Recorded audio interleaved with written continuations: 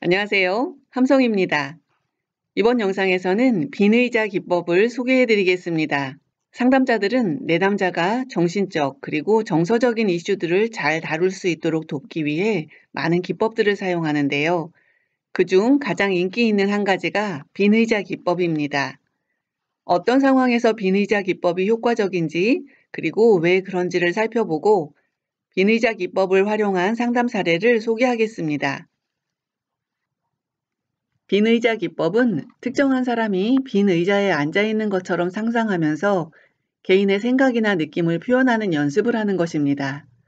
상담에서 내담자가 누군가에게 무언가를 표현할 필요가 있다는 것이 분명해 보일 때 상담자는 빈 의자 기법을 제안할 수 있습니다. 그 말을 들어야 하는 사람은 이미 사망을 했을지도 모르고 또 다른 여러 가지 이유로 그 말을 들을 수 없을지도 모릅니다. 그러나 마치 상대방이 빈 의자에 앉아 있는 것처럼 상상하고 내담자가 자신을 표현하는 것은 여전히 도움이 될 수 있습니다. 의자를 내담자 앞에 가져다 놓고 내담자에게 상대방이 그 의자에 앉아 있다고 상상해 보라고 말을 함으로써 빈 의자 기법을 시작할 수 있습니다. 그 다음에 상담자가 할 일은 마음속에 떠오르는 말이 무엇이건 간에 그것을 말하도록 내담자에게 요청하는 것입니다. 많은 사람들이 이 작업을 처음 할 때 마음속으로는 수천 번도 더 되뇌었을지도 모를 그 말을 입 밖으로 꺼내는 것을 매우 어려워합니다. 이때 상담자는 그런 상황을 타당화하고 호칭을 부르는 것으로 시작할 수 있도록 격려할 수도 있습니다. 빈 의자 작업을 하면서 상담자는 내담자가 다루고 싶어 했던 주제를 제안하거나 질문들을 함으로써 내담자가 극복하고자 애를 써왔던 문제를 상담에서 다루는 경험을 할 수 있도록 안내합니다. 만약 내담자가 심하게 불안해하거나 심하게 분노를 표출한다면 상담자는 내담자가 그러한 감정들을 상담실 밖에서도 잘 다루어낼 수 있도록 적절한 개입을 해야 합니다. 빈의자 기법을 통해 상담자와 내담자는 상상의 인물과의 대인관계 문제에 대해서 또 다른 중요한 이슈를 발견할 수도 있고 말하고 싶었던 것을 다 표현함으로써 내담자는 안도감이나 숙제를 마친 듯한 기분을 느낄 수도 있습니다. 만약 상대방에게 직접적으로 말하는 것이 가능한 상황이라면 그렇게 할 준비가 되었다는 느낌을 내담자가 경험할 수도 있습니다. 빈의자 기법은 내담자의 감정을 일회성으로 표출하기 위한 것이 아니라 내담자가 심리적인 내면의 갈등을 인식하고 통합하도록 돕기 위한 것이기 때문에 내담자의 내면 통합을 돕기 위해 상담자는 빈의자 기법뿐만이 아니라 다른 여러 가지 개입들을 함께 사용할 수 있습니다.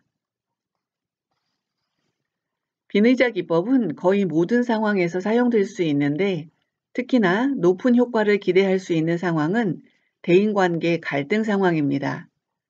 첫 번째, 부부가 갈등을 겪고 있다면 부부 상담에서 빈의자 기법을 사용할 수 있고 만약 부부가 서로 다른 개인 상담사를 만나고 있거나 한 파트너만 심리 상담에 참여하고 있다 해도 상담에 참여한 사람이 겪고 있는 관계 문제를 빈의자 기법으로 상담에서 다룰 수 있습니다. 즉, 한 파트너만 참여하는 개인 상담이나 집단 상담에서 배우자나 상대방에 대한 감정을 처리하는 파워풀한 도구로 활용할 수 있습니다. 두 번째, 애도 상담은 내담자가 사랑하는 사람의 죽음을 잘 다루어내도록 도울 수 있는데 죽음과 이별로 인한 슬픔을 처리하고 죽은 사람에 대한 감정들을 표현하도록 돕습니다. 때때로 내담자는 화나 분개하는 감정을 느낄 수 있는데 빈의자 기법을 통해 애도 과정에서 이러한 감정들을 풀어내는 것을 도울 수 있습니다. 또한 이혼이나 연인과의 헤어짐 후에도 애도 상담이 필요할 수 있습니다. 정서적으로 그 관계 문제를 잘 마무리하지 못해 앞으로 나아가지 못한 채 고통스러워할 수 있는데 이때 과거의 배우자나 연인을 직접 찾아가는 것은 대부분의 경우 도움이 되지 않습니다. 빈의자 기법을 통해서 이전 파트너와는 물리적 거리를 유지하면서 건강한 방법으로 감정을 처리할 수 있습니다. 세 번째, 과거에 겪은 트라우마가 현재 정서적 어려움을 야기할 수 있습니다.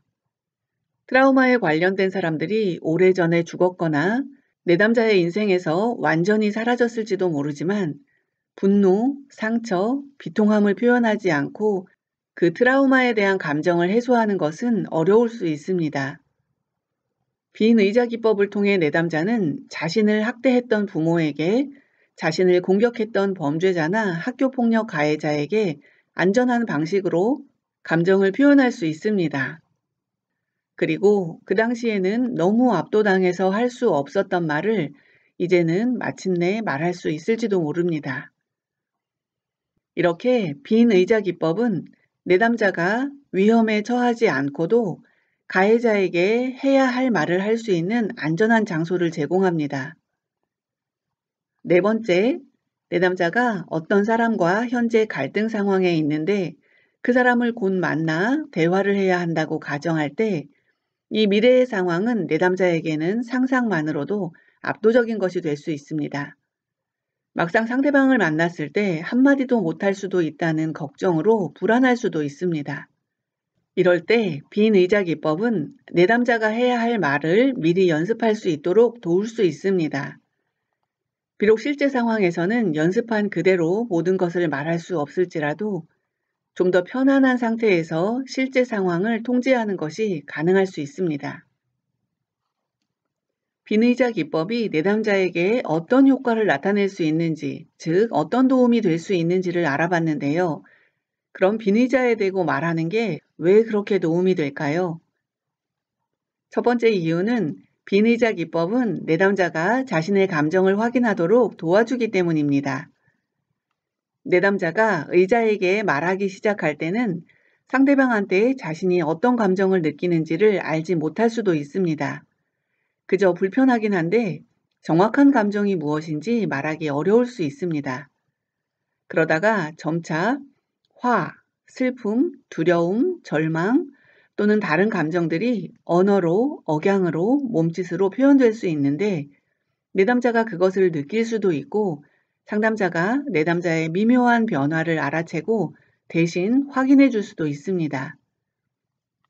두 번째, 빈의자 기법은 내담자가 자기 자신에게 스스로를 표현하도록 허락합니다. 내담자는 상대방에게 자신이 표현하고 싶은 것을 자유롭게 표현할 수 있을 것 같지 않다고 생각할지도 모릅니다. 상대방이 내담자의 말을 가로막거나 마음의 벽을 치고 듣지 않거나 피하거나 정서적으로 소통이 안 될 수도 있습니다. 또는 만약에 그 상대방이 고인이 되었다면 죽은 사람에 대해 부정적으로 말을 하는 것을 내담자가 꺼려 할지도 모릅니다. 그런데 문제는 이 해야 할 말들을 하지 않는다고 해서 그 말들이 그냥 사라지지 않는다는 것입니다.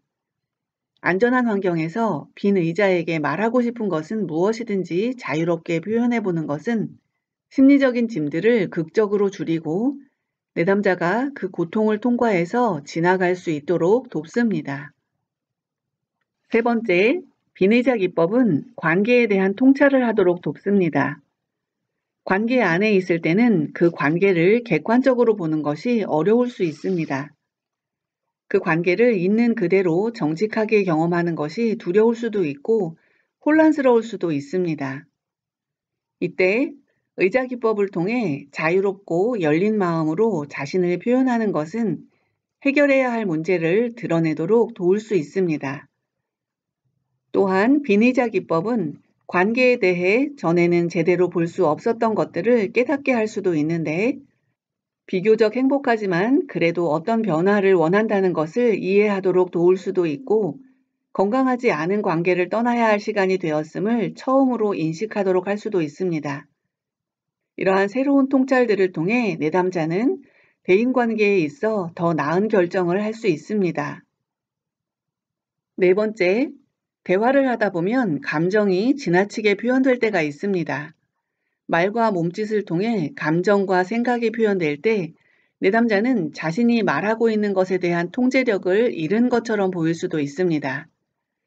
빈의자 기법은 내담자가 대화하는 방식을 배우도록 도울 수도 있는데 내담자의 느낌과 생각을 좀 더 선뜻 그리고 정확하게 표현할 수 있도록 상담자가 도움으로써 내담자가 대화 기술을 발달시켜 나갈 수 있습니다. 빈의자 기법을 사용하는 상담 사례입니다. 총 17개의 화면으로 사례가 구성되어 있는데요. 상담자가 빈의자 기법을 언제, 어떻게 사용하는지 각 화면을 멈추고 상담자, 내담자 간의 대화를 읽어보실 수 있습니다. 좋은 상담자 반응이라고 생각되는 부분에서는 화면을 멈추고 입 밖으로 소리를 내어서 따라해 보실 것을 추천합니다. 새로운 상담 기법이나 상담 기술을 배울 때 그것을 내 것으로 만들 수 있는 방법이 될 수 있습니다.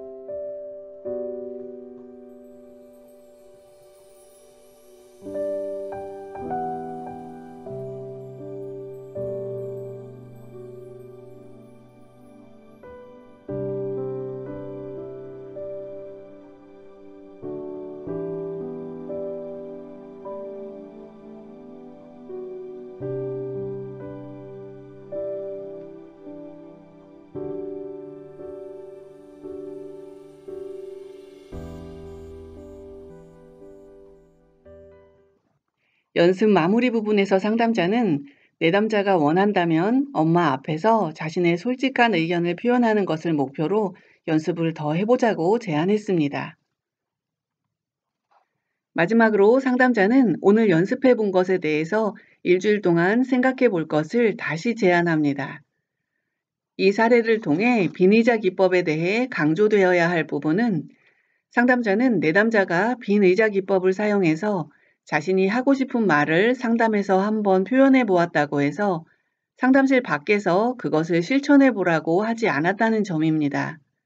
내면이 아직 통합되지 않은 상태에서 내담자가 상대방에게 하고 싶은 말을 실제로 하게 되면 자신의 진짜 속마음을 표현하는 대신 화나 비난과 같은 격정적인 감정을 표출하면서 말을 하게 될 가능성이 높기 때문입니다. 결과적으로 내담자의 인정받고 사랑받고 상대방과 연결되고 싶은 마음은 전달되지 않은 채 상대방과의 사이에는 더 큰 상처와 균열이 생길 수 있습니다.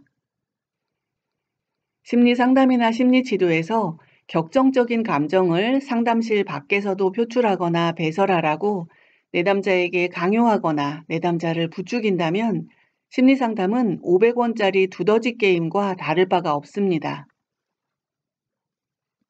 비니자 기법을 쓰면서 꼭 염두에 두어야 할 점은 비니자 기법을 한 획이 사용해 보았다고 해서 내담자의 내면이 단번에 통합되지 않는다는 점, 의자 기법 말고도 여러 가지 다른 개입들을 통해 내담자가 사랑과 미움을 어떻게 통합해 나가고 있는가, 얼마나 통합의 기초를 쌓았는가를 상담자와 내담자가 함께 확인해 나가야 한다는 점, 그리고 상담실 밖에서 하고 싶은 말을 무엇이든지 해보라고 내담자를 부추기는 대신 상담자는 그것을 합의된 목표로 삼고 내담자와 함께 작업해 나가야 한다는 점입니다. 내담자에게 해를 끼치지 않고 내담자에게 최대의 유익을 주는 윤리적인 상담은 상담자의 선택사항이 아니라 필수 덕목입니다. 좋아요, 구독, 댓글, 알림 설정 또는 회원 가입으로 함성 채널 응원을 부탁드립니다. 감사합니다.